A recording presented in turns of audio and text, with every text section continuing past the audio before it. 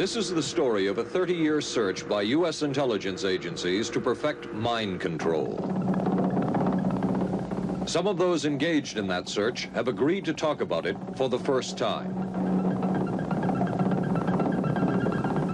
One said, "I think every last one of us felt sorry to attempt this kind of thing. We knew we were crossing the line." The search would be endless. From brothels, an agent says, we learned a lot about human nature in the bedroom, to the mystical rites of a magical mushroom ceremony performed by an Indian shaman, to a Spanish bull ring. The bull has had electrodes implanted in the brain and is controlled by a scientist. There would be victims.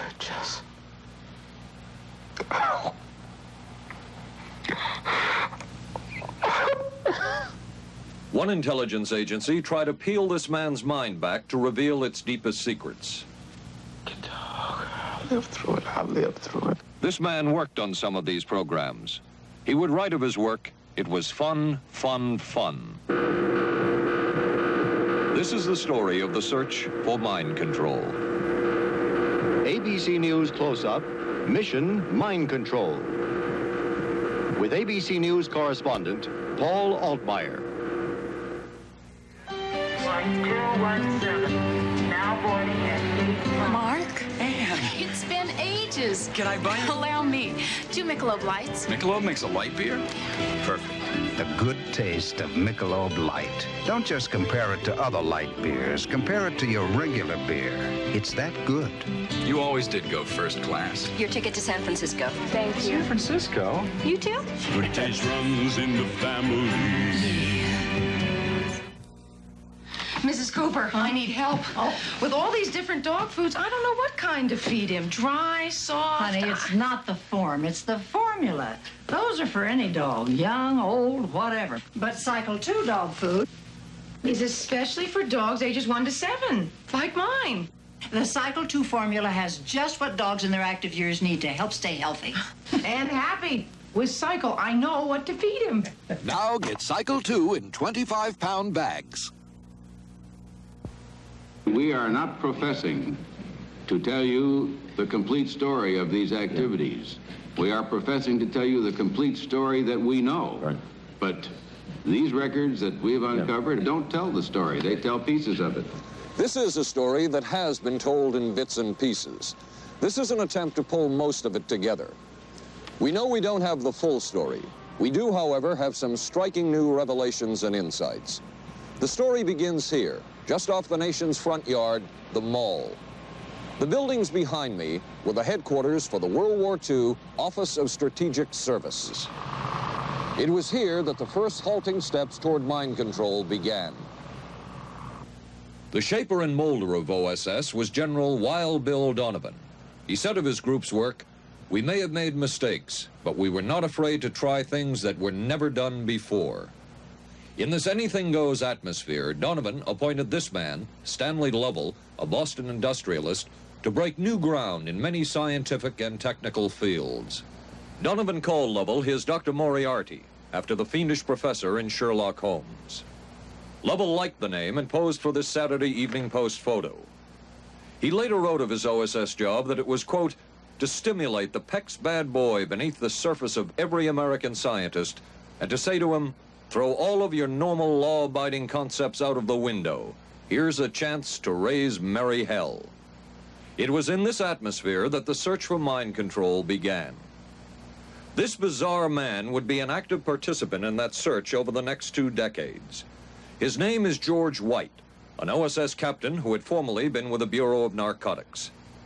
In his diary, seen here publicly for the first time, White left a legacy of the darker side of American intelligence work. He received his early OSS training at the British-run school at Oshawa, Canada, the same school where Ian Fleming, the creator of James Bond, was trained. White referred to the school in his diaries as the Oshawa School of Mayhem and Murder. Mike Burke, former OSS colleague of White's and now president of Madison Square Garden Center. Very compelling fella, mysterious fella, almost mystical fella. He was fascinating because you knew something about him, but not enough about him to really get a fix on him. He also knew a great deal about the swifter elements of society, the gamier side of life, and he was very impressive in his technical knowledge of the underworld, so to speak. He said one of our men gets beat up. He says, you have to act real fast and teach these guys a lesson. Charles Siragusa, a former narcotics officer and friend of White's. He'll come around, he says, and break your kneecaps. And with that, one guy laughed, and George would always have little Billy with him. And this one guy saw us naked. George White turned around and whapped him across the neck with it. Then he picked up a pool stick and started beating everybody up. He made his point. And he made his point. George White was not a man of understatement or subtleties. His boss at OSS, Stanley Lovell, referred to him as deadly and dedicated. In this note from White's diaries, it says, call Lovell regarding TD. TD was a rather transparent cover for Truth Drug. George White worked with the Truth Drug Committee here at St. Elizabeth's Hospital in the nation's capital. They experimented with mescaline, scopolamine, and marijuana on unwitting victims. The committee soon learned there was no easy panacea, no truth drug at this stage. But White and later colleagues would not stop trying. The goal remained the same. As this 1952 CIA memo says, the aim is controlling an individual to the point where he will do our bidding against his will, and even against such fundamental laws of nature as self-preservation. But it was a discovery here in Basel, Switzerland, at Sandoz Laboratories by Dr. Albert Hoffman, that led the intelligence agencies of America to believe that they had found the panacea.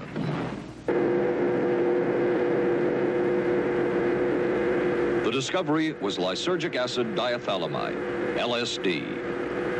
The film that you see is considered by many experts to be the closest illustration of the effects of a hallucinogenic.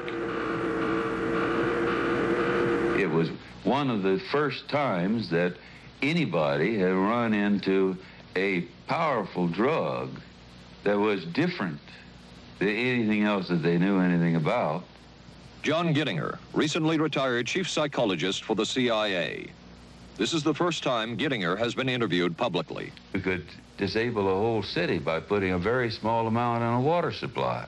After all of these years of us, those of us who were involved in looking for this secret drug, this was the only thing that began to look for the first time like it might be something like that. The CIA's interest in LSD was intense. The worry was that the Russians would get hold of it. Were the Soviets into LSD? I'm going to have to say I'm sure they were, but if you ask me to prove it, I've never seen any direct proof of it.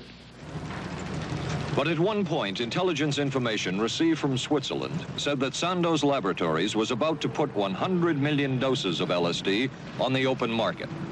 And it caused enough concern within the agency that the United States was prepared to buy the entire supply. However, a slight mistake had been made. The mistake is made public for the first time. I just found out on a new CIA document that there were no such large quantities of LSD on the market.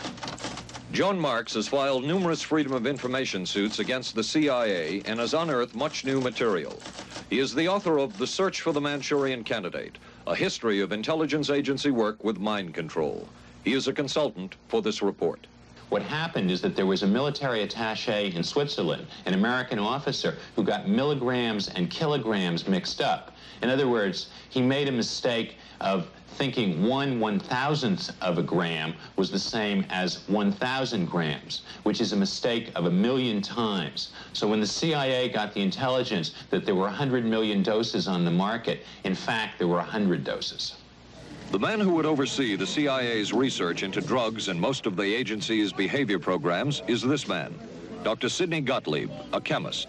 Dr. Gottlieb declined ABC News' request for an interview.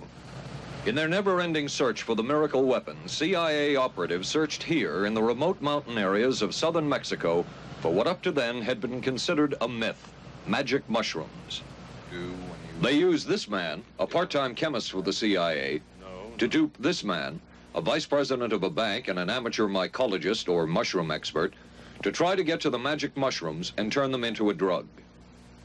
But it would be the amateur, R. Gordon Wasson and his colleagues, who would win the race and develop the drug psilocybin from the magic mushrooms. We went into the Mazatec area, far from the highways, remote from Mexico City. There we found that rotten bagasse, as it's called, bagasso, covered with mushrooms. These mushrooms I didn't know, had never seen. They were the sacred mushrooms. Wasson would also discover and record the ancient mystical rites of the mushrooms from a local shaman or magical priestess, Maria Sabina. And we were seeing incredible sights. They would go slowly or they would go fast as I ordained. All your senses are rendered acute. We say that you see visions, you see hallucinations, but that doesn't begin to tell the story. The hallucinations are only part of it. You hear sounds, you smell things. The night was thrilling. Word of Wasson's discovery reached the CIA quickly. Dr. James Moore, a University of Delaware chemist, secretly served the CIA preparing deadly chemicals on short notice. Moore was instructed to get close to Wasson and accompany him on another trip to Mexico to get the magic mushrooms. Internal documents show the CIA felt a drug derived from the mushrooms could remain an agency secret. What in the world were they looking for with the magic mushrooms? I think the best answer to that is that they were looking for fundamental information on compounds that would be capable of causing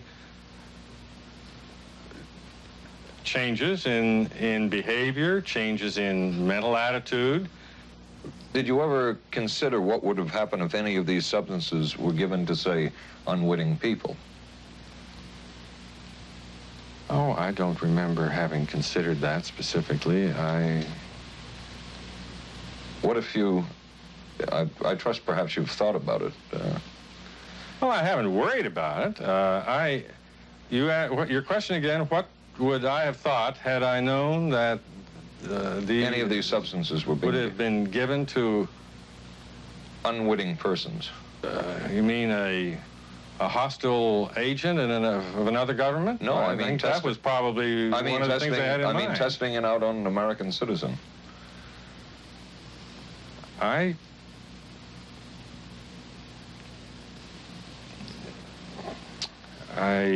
guess I must seem very, very cold-blooded about this, but I don't recall ever having been very much preoccupied with that issue. But many drugs were tested in this way. A decision was made at the highest levels of the CIA to do testing on unwitting Americans. As one CIA document says, such testing would be operationally realistic. A former CIA official who worked on these programs describes for the first time how the decision was made. He did not wish to be filmed or recorded. Thus his remarks are read by someone else. I think every last one of us felt sorry to attempt this kind of thing. We knew we were crossing the line. Every decent kid knows he shouldn't steal, but he does it sometimes. We knew damn well we didn't want anyone else to know what we were doing. The decision was made to do testing on unwitting victims. It was decided they should be on the fringes of society because they were most vulnerable. It was the borderline underworld, prostitutes, drug addicts, and other small-timers who would be powerless to seek any kind of revenge in case they found out. And as their predecessors had a decade earlier, the CIA turned to George White for help. White was now a high-ranking narcotics official, and by this time, the stories about George White were legendary. So the waiter says, "You may help you, monsieur?" And George White was busy talking with me. I paid no attention to the waiter, so the waiter tapped him on the shoulder, says, "May I help you, monsieur?" George White turned around, whipped his gun out, and stuck it in the guy's face like this in this crowded restaurant. George White did not mind bending the law, and he knew the street well. He was the ideal choice for what the CIA had in mind. We were Ivy League, white, middle class. We were naive, totally naive about this, and he felt pretty expert. He knew the whores, the pimps, the people who brought in the drugs. White set up so-called safe houses for the CIA in New York, here in Greenwich Village, and later in San Francisco, in this hotel, and in an apartment atop Telegraph Hill with a commanding view of San Francisco Bay. While the existence of these safe houses was disclosed last year, details of what took place within them has not been told. A former CIA official who worked in the safe houses reveals that they were used not only for drug testing, but to study sexual behavior and how it could be used to manipulate people. We did quite a study of prostitutes and their behavior. How do you take a woman who is willing to use her body to get money out of a guy to get him to talk about things which are much more important, like state secrets?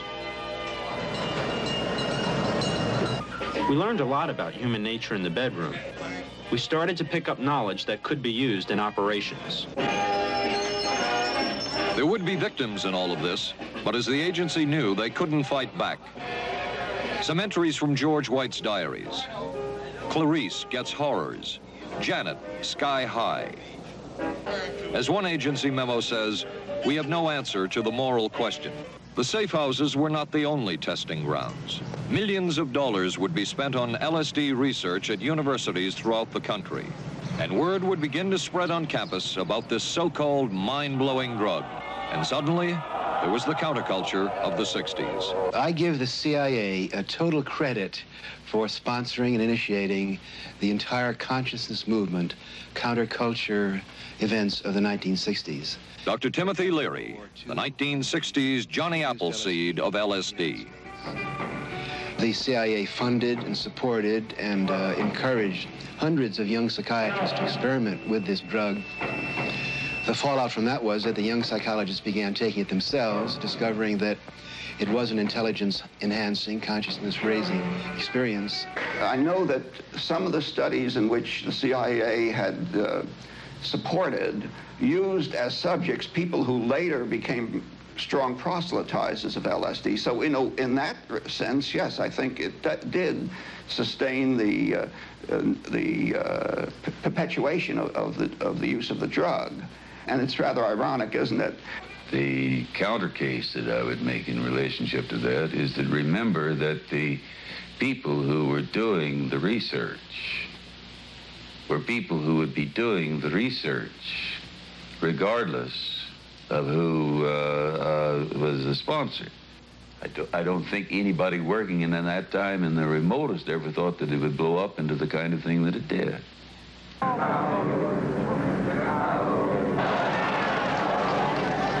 History will judge the role of the CIA and other intelligence agencies in unwittingly contributing to the counterculture of the 60s through their intense interest in LSD and other hallucinogenics. But for the moment at least, the argument can be made that the CIA helped usher in the age of Aquarius.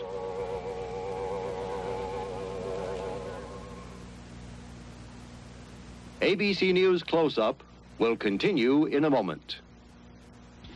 Being careful about my body doesn't just mean major things like regular breast exams. I'm even careful about pain relievers. Plain aspirin sometimes upset my stomach, so I use Bufferin. It adds protection. I'm careful about what goes into my body. Bufferin gives me an added relief action I want. Tylenol doesn't. Only one leading tablet has both, an added relief action in many cases that Tylenol never provides, and protection ingredients, Bufferin. Now I'm careful to get both with Bufferin. Your sink trap's clogged with grease. Use Crystal Drano. I'll pour in liquid plumber. Don't. It may not work on that grease clog. No? Crystal Drano will. Look, liquid plumber's quiet. It's not melting that grease. But Drano is. It broke through. Will Drano hurt metal pipes? No. So liquid plumber didn't break that grease clog. I'm switching to Drano. To make clogs go, better use Drano. Saturday, live on ABC. the Forest Hills Men's Invitational from the legendary West Side Tennis Club. Then live, third round coverage of the most prestigious ladies golf event. Hollis Stacey goes for her third straight U.S. Women's Open title. And red-hot Nancy Lopez shoots for her elusive first Open victory. And on ABC's Wide World of Sports, rodeo excitement from the Wild West, plus high speeds, high thrills, hydroplane action, championship tennis, golf, and ABC's Wide World of Sports, Saturday.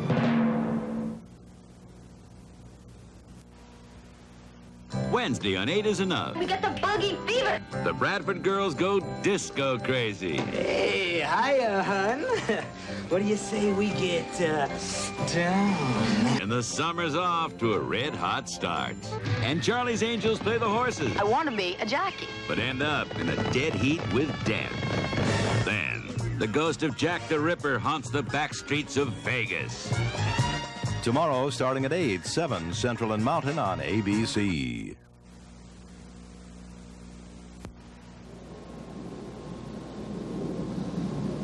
Covering a span of history such as we are in this report, one can get sidetracked by the so-called glamour and mystery of espionage work or by the exotic qualities of some drugs. But what you can't lose sight of is what all of this would mean in terms of individual human beings. There would be deaths, there would be long-lasting and harmful effects. The best-known case is that of this man, Frank Olson, a chemist employed by the Army Chemical Corps, who in 1953 was slipped LSD unknowingly at a meeting with CIA officials. Shortly after that, Olson went into severe depression. He ended his life at this New York hotel by diving through a shaded closed window in his 10th floor room. Frank Olson was the first known fatality in the CIA's LSD program. Olson left behind a widow, Alice, and 3 children, but it would be years before they learned the real story of his death.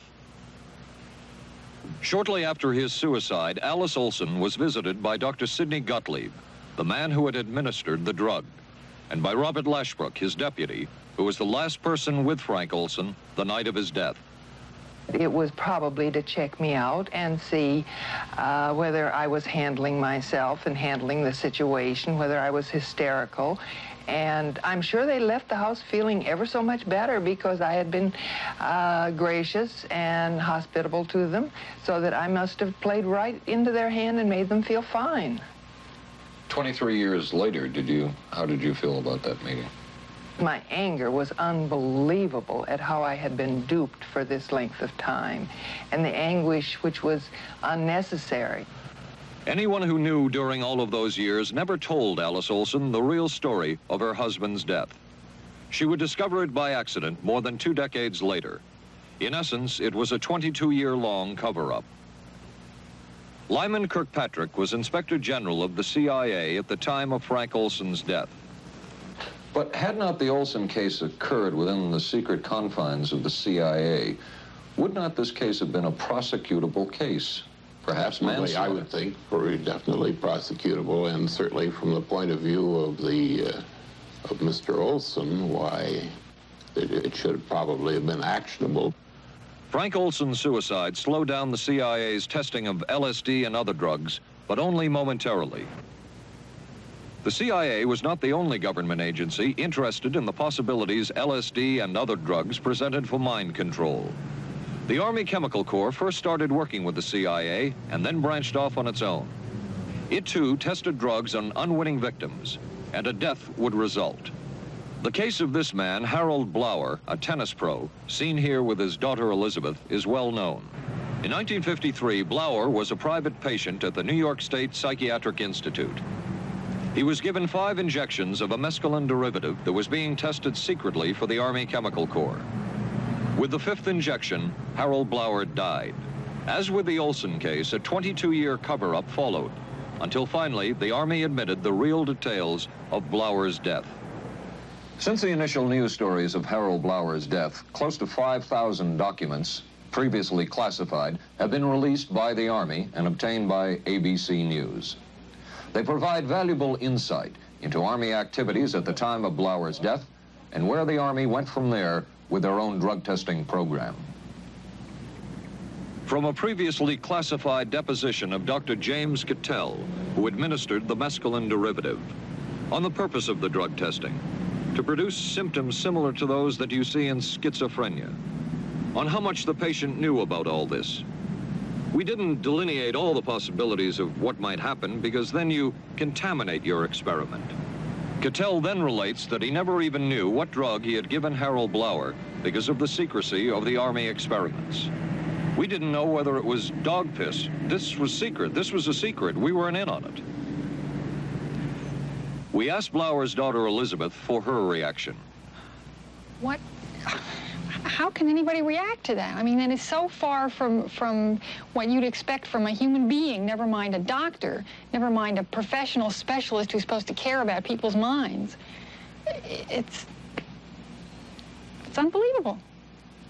A suit filed by Elizabeth Barrett against the Army Chemical Corps is now pending in federal court.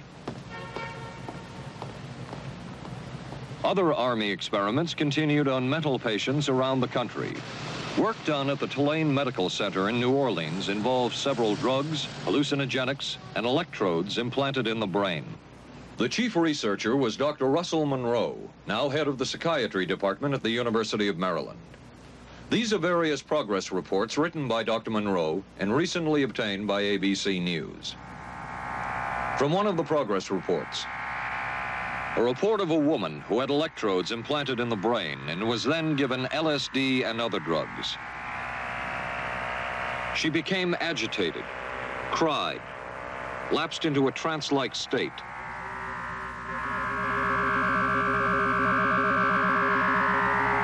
Felt as if she were about to have a convulsion, experienced waves of darkness and light, had bizarre sensations in her neck and legs, said somebody was trying to manipulate her body. At this point, Dr. Monroe wrote that the woman was obviously having paranoid ideas. As a layperson, perhaps you can enlighten me. What therapeutic effect would the type of experiment that I just described have on a patient? Well, the therapeutic effect would be indirect. Was this patient aware that she was being given LSD? Yes, I mean, they were told that they would be given some medication, and they specifically LSD? Well, we told them, I don't think that they would have even known what LSD was then at the time. They were told that they were going to they would be given some medications which might make them feel worse. Dr. Monroe, what do you think the Army Chemical Corps was looking for in all of this testing? They were looking for an incapacitating agent, an agent that would not harm the person permanently, but would incapacitate them temporarily. That seemed like a humanistic way to wage a war, if war is necessary. When James Thornwell was given LSD by Army intelligence in 1961, this time it was no experiment. This time, the express purpose was to peel back Thornwell's brain to bear any secret within it. This time, the Army had gone operational. Thornwell, as reported on ABC last January, was an Army private stationed in Orléans, France. Classified documents were missing from his unit. Thornwell became a suspect. His 2.5-month interrogation included administration of sodium pentothal, hypnosis, isolation, and deprivation of sleep. Army documents obtained by ABC News refer to this interrogation as conventional. Despite the severe questioning, Army intelligence was getting nowhere with Thornwell, and it was decided to slip him LSD. For 16 years, Thornwell never knew what had hit him. Tell me about the acid. I'd rather not. It's a bad trip. It's a bad trip. That was a bad trip. The pain was so excruciating. Felt like somebody was sticking me with 1,000,000 pins. You know, just everywhere. Oh, it just... Oh.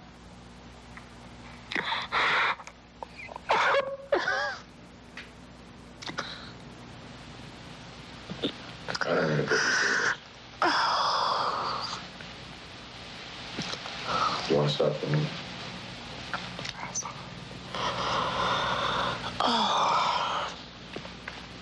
I walked around. What's up? Oh, I can talk. I'll live through it. I'll live through it. I'll live through it. No charges were ever brought by the Army against Thornwell. He was discharged for psychological disorders. But an Army psychiatric evaluation of Thornwell obtained by ABC News, one which was done prior to Thornwell having been given LSD, says of him, fairly cooperative, oriented, alert, and gave no evidence of psychosis or depression. From the Army's point of view, this type of LSD interrogation was a success. Other documents refer to the exploitability of interrogation subjects, cracking them, keeping them off balance mentally, and providing an economical, speedy, and productive aid to interrogation. From James Thornwell's point of view, it was no success. Thornwell still has serious problems. He's run through 2 marriages. He maintains he can't hold a job, can't concentrate, has nightmares, and feels socially and emotionally isolated. Last fall, Thornwell filed suit against the government in federal court. In a moment, we will examine the closest experimentation to brainwashing that we have uncovered.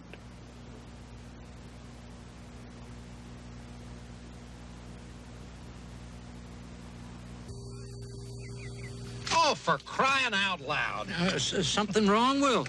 You pick up a paper these days, you learn life isn't as simple as it used to be, and neither's food. Is that why you eat grape nut cereal? Yep, you couldn't ask for a simpler cereal. Wheat and barley, vitamins added, no preservatives. Sure looks simple. It's got a natural nutty taste. What's good for breakfast, guys? How about something nice and simple? Grape nuts, the simple cereal.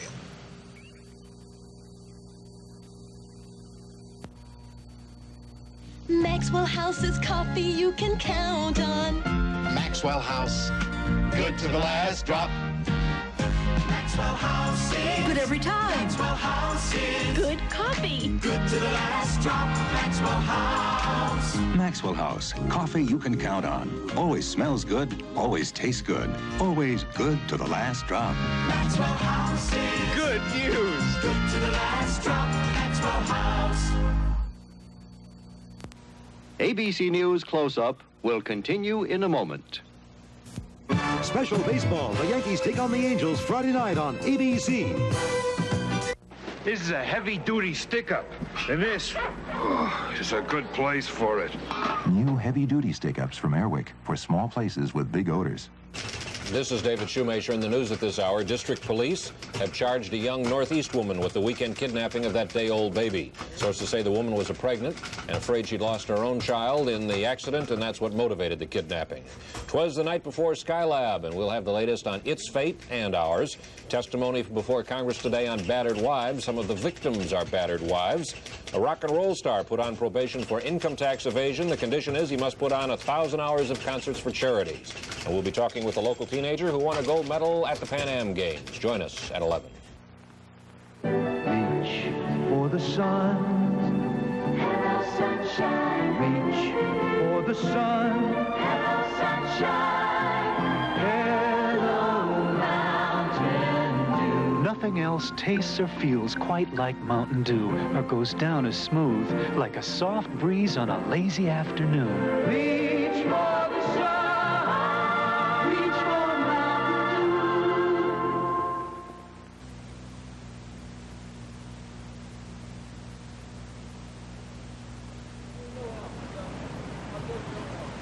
By far, the most chilling experiments we have uncovered took place at this Gothic estate called Ravenscrag, halfway up Mount Royal in Montreal.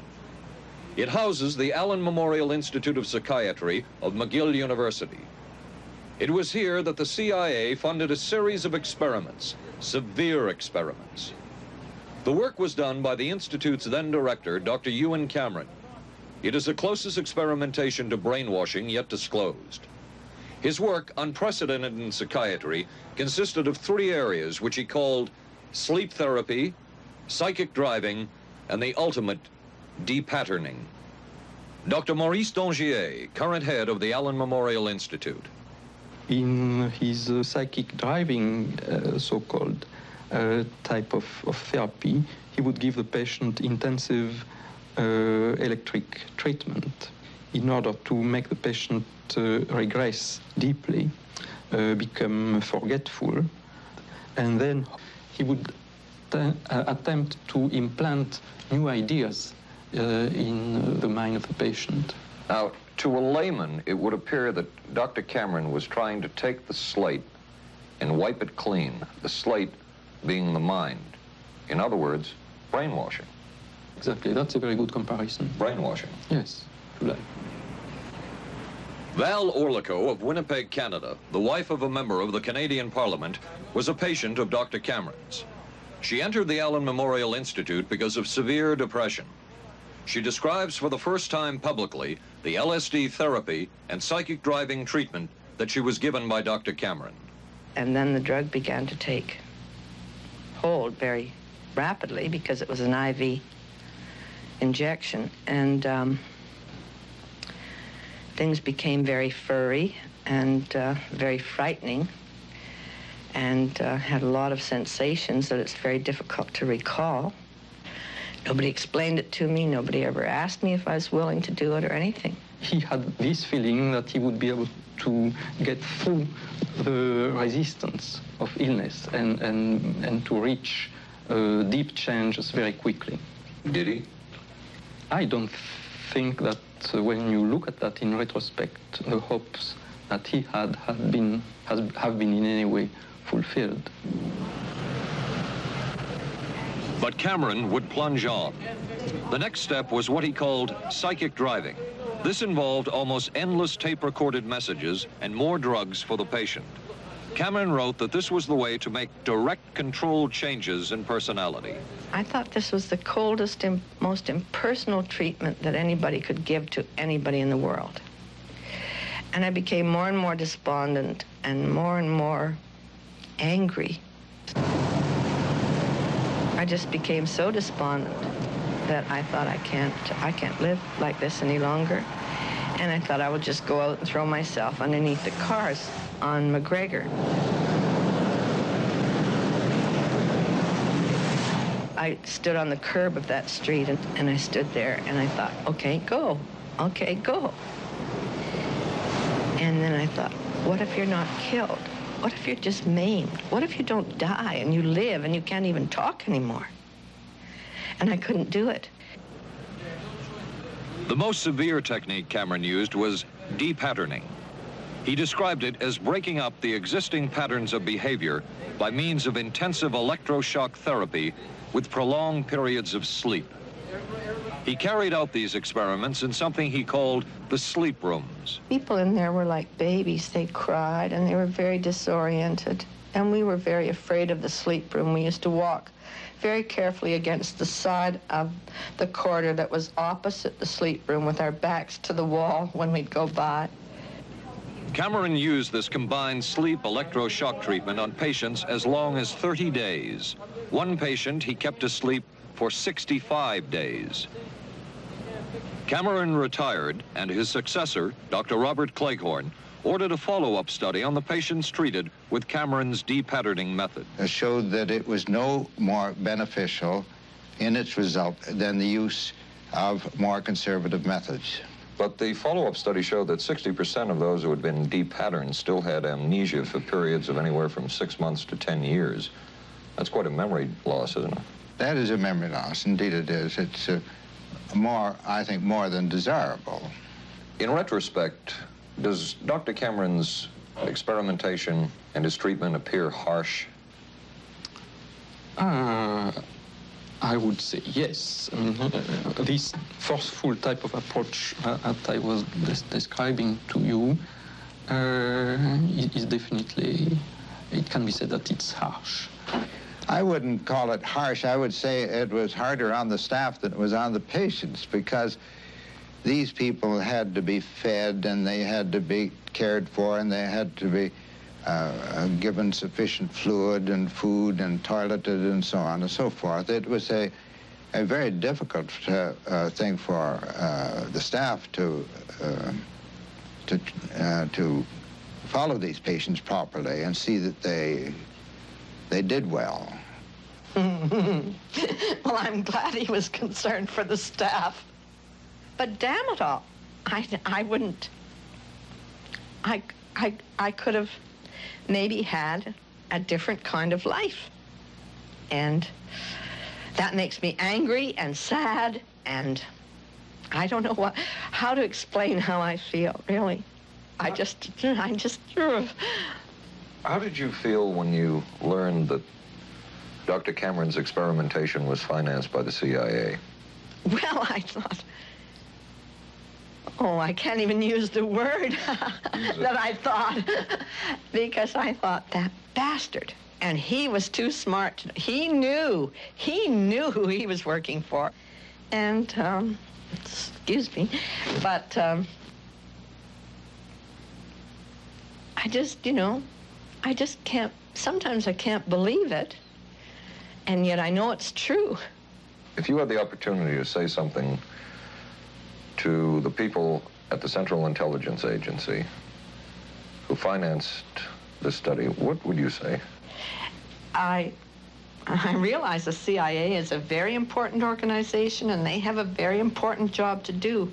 But God, it surely doesn't have to be done on people who are totally incapable of knowing what's happening or having any defense against it.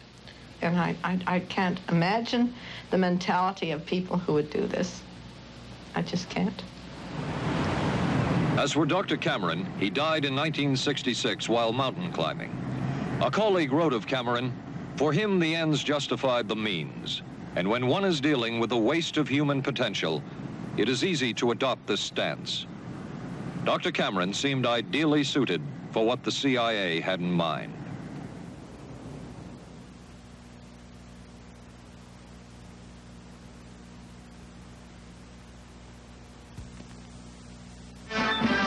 America is adapting to the shape of things to come. Triumph TR7 with 5-speed transmission or optional automatic. Wide steel belted radials, front disc brakes, front end spoiler, rack and pinion steering. Triumph TR7. No other sports car looks like it. No other sports car drives like it. Triumph TR7. The shape. Don't worry, they just got lucky. I'm sorry, I let us down. Forget it, we'll beat them next week. No, I really let us down. Come on, how about a Michelob Light, huh? Michelob makes a light beer? Sure. The good taste of Michelob Light. Don't just compare it to other light beers. Compare it to your regular beer. It's that good. This Michelob Light is great. Hey, you know what our real problem was today? Yeah, you were terrible. Good taste runs in the family. The many roles I play call for many hairstyles. So I use hot curlers, blow dryers, things that can be brutal to hair. I switched from one conditioner to another looking for help. Then came Alberto VO5 hot oil treatment. It works just like a salon hot oil treatment, but takes less time and money. I just heat a tube, smooth it in, and shampoo. My hair's left silky, shiny, more manageable than I ever dreamed. Alberto VO5 hot oil treatment. I'll never switch again. Thursday. I could move a few of my things over this morning. There's a scandal in the 12th when Wojo gets a roommate. Hi. In a Barney Miller special. I'm a prisoner of my biological urges. Sorry to hear that. Then authorities say this Texas motorcycle gang murdered a federal judge. People are always scared of something they don't understand, and they don't understand us, so they're scared. Geraldo Rivera investigates dope, death, and the Banditos on 2020. Thursday, starting at 9, 8 Central and Mountain on ABC. It was the Cold War, and especially the trial of Joseph Cardinal Mindszenty, who was forced to testify in a Hungarian court that he was a spy. And then later, the Korean War, with the coerced and mainly fraudulent confessions of American servicemen. My information took place on the... that would spark intense interest in intelligence circles about brainwashing. The CIA secretly commissioned a study of communist brainwashing methods at the Cornell University Medical Center. A leader of that study was Dr. Lawrence Hinkle. He explains first the Russian method of controlling and breaking a person. Absolutely isolated from everyone else, with one man whose job it is to get you to write the extent to which you are a criminal. In this setting, you can get people to do most anything, do you see? Because you don't have to lay a hand on them. And by the time you get through and you go up before the judge, the fellow says, "Were you a spy?" He says, "Yes, I was a spy." The Chinese never really had this kind of a state police system. They would get him in, and all this fellow does is ask you to write, rewrite, and talk to him about your whole life. Graduated from pilot training in 1949. While the purpose of the study was to find out about communist brainwashing techniques, CIA documents show that the agency was interested in developing mind control methods of its own to precondition and control Chinese living in this country to be sent back to their homeland as CIA agents. What do you think they were looking for?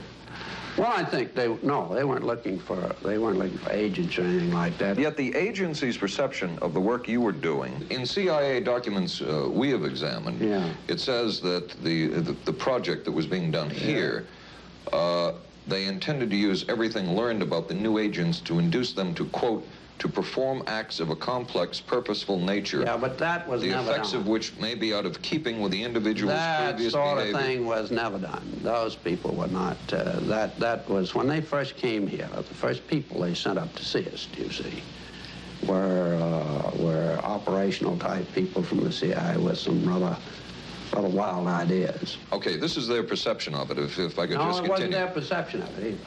No, it wasn't. Dangerous to his being, contrary to any previous consciously expressed intentions and interests, contrary to the good of the individual, and subversive to the goals for which he is consciously working. I understand all this talk.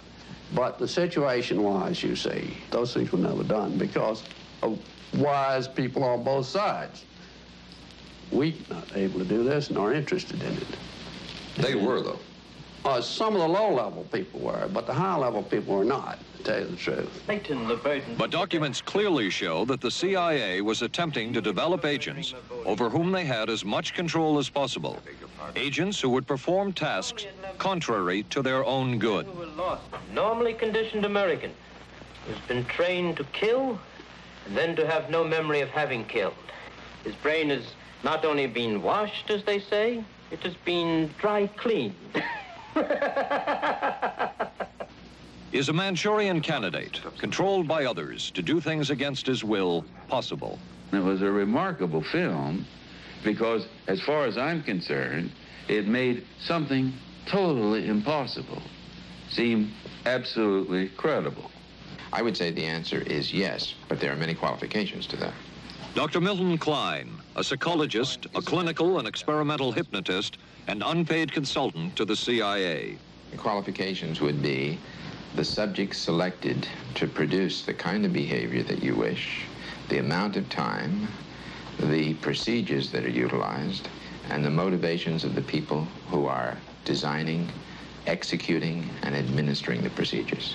You're asking whether an individual can be, under hypnosis, influenced, coerced, persuaded, shaped to perform an antisocial act, or a destructive act, or an act of violence.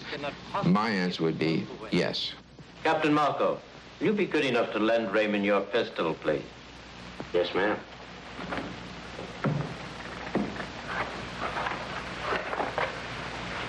Thanks, Ben. Sure, kid. Shoot Bobby, Raymond. Through the forehead. Yes, ma'am.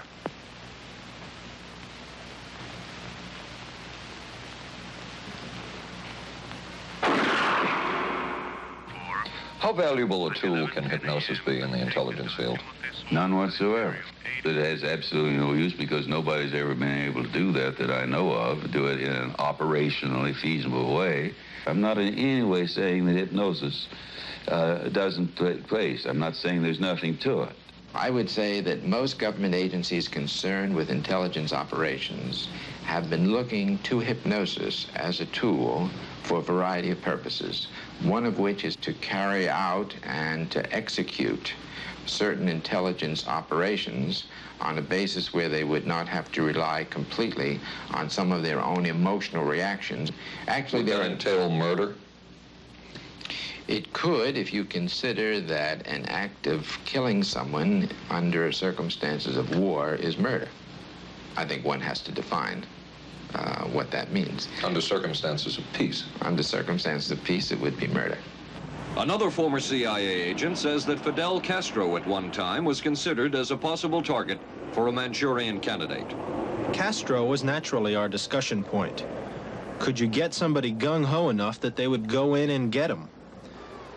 But if you have 100% control of a guy, you have 100% dependency. If something happens and you haven't programmed it in, you've got a problem. So in the end, it was decided that a Manchurian candidate was not feasible. But the search for mind control continued. But could the mind be controlled? Perhaps not. But is human behavior predictable? In this area, the CIA did make a significant breakthrough. A personality assessment system designed by the agency's chief psychologist, John Gittinger. It comes close to being able to predict how humans will behave. It's really a descriptive system, an attempt to try to describe personality in a relatively systematic way so that hopefully you can get some kind of an idea to predict what the behavior between different kinds of individuals. Gittinger's system had many uses in intelligence work. One was to draw personality portraits of world leaders. Using Gittinger's system, the agency concluded the Shah of Iran is a brilliant but dangerous megalomaniac whose basic problems resulted from an overbearing father. And there were other applications. Your assessment staff played a key role in helping other governments pick their police intelligence agencies, including, we've learned, the Korean CIA, Uruguayan National Police. Can you tell us about this? No. Author John Marks. The former #2 CIA man in Uruguay told me how in 1966, John Gittinger and an assistant traveled down to Uruguay and gave the tests in order to select members of the Uruguayan intelligence service. A psychologist who used to work for the CIA told me in 1961 he personally traveled to South Korea as part of an American CIA effort to set up the Korean CIA and to give the personality tests to candidates for the Korean CIA to choose the best man for their secret police. But one of the basic functions of Gittinger's system was finding the vulnerabilities of an agent, a double agent, or a potential agent. In its applicability to intelligence work, isn't the PAS system looking for a person's soft spot? Well, of course, the answer to that is yes, but I hasten to say soft spot. This is what I consider a negative word. Of the hundreds of behavioral projects undertaken by the CIA, Gittinger's appears to have been one of the more successful and more conventional. Other experiments were not as conventional. Neurophysicist Dr. Jose Delgado was financed by the Office of Naval Research. In this experiment, the bull is sedated. Electrodes are implanted in its brain. Delgado transmits an electronic impulse to the center of the bull's brain. Delgado has remote control of the animal. Recently released CIA documents refer to the feasibility of remote control of animals and that special investigations will be conducted toward the application of selected elements of these techniques to man. Other areas were examined through the 60s and 70s. Brain surgery, psychosurgery, creation of amnesia, parapsychology, manipulation of genes. Even though past and present CIA officials have indicated this kind of work ended in 1963. Whole truth, nothing but... And one of those who took part in these programs. Thank you, sir. In 1977, a Senate subcommittee heard testimony from many of them, but the testimony was not that revealing. According to one of them, they agreed amongst themselves to keep the inquiry within bounds that would satisfy the committee. Former narcotics officer Charles Siragusa says that he was asked to limit his testimony by the man he reported to at the CIA. He wanted me not to say anything. To perjure yourself. That's right. Well, either that, I'd have to perjure myself or take the Fifth Amendment. And I'm not about to take the Fifth Amendment for anybody. Okay. Former CIA chemist Robert Lashbrook testified he had no first-hand knowledge of the agency-run safe houses when, in fact, he supervised one of them. There was very little... And according to George White's diaries, was at a safe house when White conducted what he called an LSD surprise experiment. Dr. Sidney Gottlieb, whom we recently filmed near his California home, oversaw many of the CIA behavioral programs. He retired in 1973 and destroyed the records of this work. In sort of a valedictory letter, Dr. Gottlieb wrote that he and his colleagues had been able to maintain contact with the leading edge of developments in the field of biological and chemical control of human behavior. Dr. Gottlieb also testified before the Senate subcommittee, but from an anteroom where he could not be filmed because of what his lawyer termed health and cardiac problems. Dr. Gottlieb declined ABC News' request for an interview. And what of George White, the man who helped the agency in so many of its programs? He would retire here to Stinson Beach, California. And shortly before his death, he wrote to his boss at the CIA, Dr. Sidney Gottlieb, and summed up his career by saying, "It was fun, fun, fun. Where else could a red-blooded American boy lie, kill, and cheat, steal, deceive, rape, and pillage with the sanction and blessing of the All-Highest?" Has mind control been achieved? From all of the available evidence, it appears doubtful. The human will has prevailed up to this point. But as we have seen, work is continuing in this field, work that we still don't know very much about. How deeply are the Russians and other dictatorships into all of this? We really can't say, and the CIA is reluctant to give out information about it. But the basic question remains, what place does all of this have within a democracy? One final point should be made. As one of the persons who worked on these programs told us, we are very capable, conscientious, and very dedicated scientists working for our country. Their work speaks for itself. This is Paul Altmaier for ABC News. Good night. Here's a great idea. Potato peeler? Nope. Hair curler. It's Vanish Bowl Freshener. Freshness in a snap. Snap it under the rim and it freshens two ways. It's always there to freshen. Then when water hits it, extra deodorizer and detergents are released, working best when and where you need it. When the bowl's fresh, the bathroom's fresher. Snappy idea. Vanish bowl freshener. Vanish for a cleaner bowl and a fresher bathroom. What do doctors recommend for pain today? This report shows doctors' #1 choice is the pain reliever in Anacin. 5 million recommendations last year for pain of headache, backache, minor arthritis, and muscle ache. The ingredient in Anacin is the doctor's #1 choice. Anacin is strong, a special combination of medical ingredients free of stomach upset for millions everywhere. The ingredient in Anacin, doctor's #1 choice.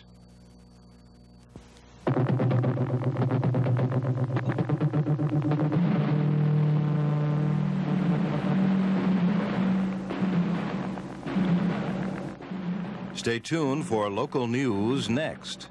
Then live from the Johnson Space Center in Houston, ABC News will track the approach of Skylab as it nears re-entry. Skylab, the final hours. Right after Twiggy and Dirk Benedict of Battlestar Galactica star in I Want Her Dead on the Tuesday Movie of the Week tonight on ABC.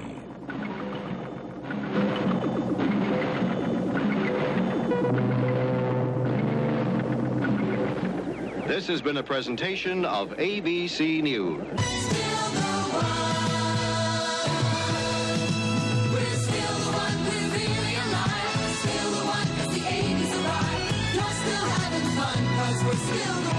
Still the one, ABC.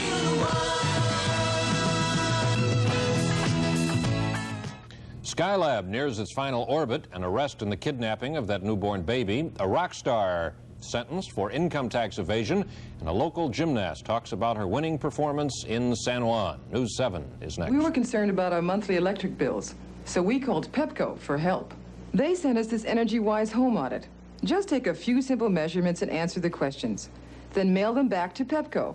Then Pepco will, free of charge, analyze your home's energy use and send you back a list of recommended changes to help you save money on your bills. Write today for Pepco's Energy-Wise Home Audit to help you meet your energy needs and your budget. Pepco, your electric company.